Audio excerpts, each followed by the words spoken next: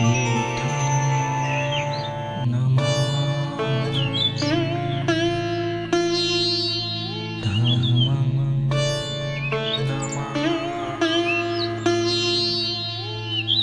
संघं नमामि।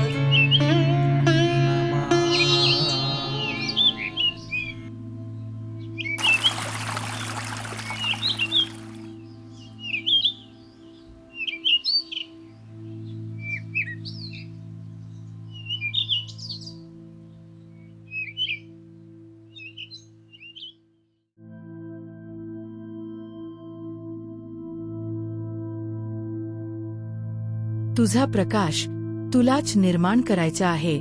बोकोई नावाच्या झेन गुरूंकडे एक अतिशय हुशार, तल्लख बुद्धीचा विद्यार्थी शिकण्यासाठी होता। मात्र बुद्धवचन समजून घेताना त्याला अडचण येत होती।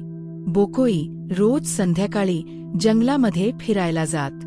सोबत त्यांचा आवडता कुत्रा असायचा। बोकोईने एखादा लाकडाचा तुकडा फेकला की कुत्रा धावत जाऊन आणत असे आणि दुसऱ्या खेळाची वाट पाहत, आणि हे रोज होत असे। बोकोईने त्या विद्यार्थ्याला संध्याकाळी आपल्यासोबत फिरायला नेले।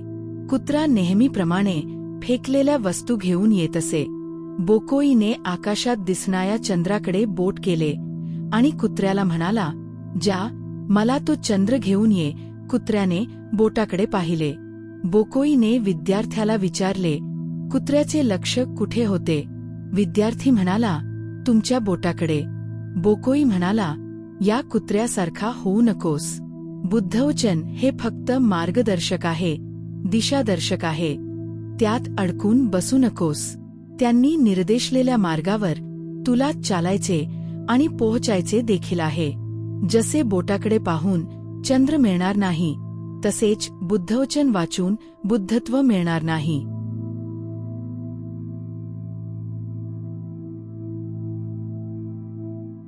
भवतु सब्ब मंगल। साधु साधु साधु।